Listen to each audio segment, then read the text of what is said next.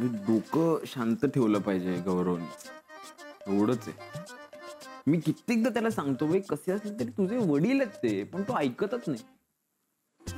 मला वडील नाहीच आहेत ना, तर मला काही माहितीच नाही. माहिती असायचं काय आहे बाई, आम्ही दोघं राहायचो ना एकत्र, तिकडे आले होते मागे. म्हणजे आधी माझा नंबर मिळवला, मग मला फोन केला, मला विचारलं गौरव नाहीये ना. 10 वेळा विचारत होती गौरव नाहीये ना. हो, आणि मग घरी आले, चौकशी करत होते गौरव कसा आहे, व्यवस्थित आहे ना. हे मला कसतरीच वाटलं, बापाने काय मुलाला घाबरायचं.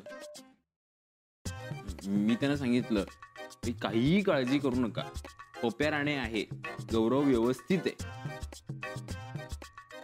जाताना काय मला 50,000 रुपये देऊन गेले कॅश. म्हणजे काय गौरवला काही लागलं तर, आणि मला बजावलं अजिबात गौरवला सांगायचं नाही. मग मी काय भाडं भरायचो, बिल भरायचो लाईटचं वगैरे, आणि जेवणाचे सुद्धा पैसे मी द्यायचो.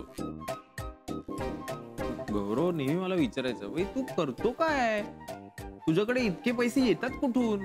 तू त्याला सांगितलं नाही? कसं सांगणार बाई, वडिलांनी बजावलं होतं ना गौरवला सांगायचं नाही. माझे हात बांधले होते, मी कसं सांगणार? म्हणजे काही असलं ना, म्हणजे बाई त्याचे वडील असतील करप्ट ऑफिसर, पण बाई पोराबद्दल वाटणारी काळजी एकदम जेन्युइन आहे. बाप बाप होता यार. गेला का? आणि खूप शांतपणे बोलवले यार वडिलांची. हे 2 गोष्टी होऊ शकतील, एकतर गोष्टी सुधारतील, नाहीतर अजून बिघडतील. मी देवाकडे प्रार्थना करते गौरवसाठी. चल आपण रेस्टॉरंट चल, तो आल्यावर हिशोब मागेल.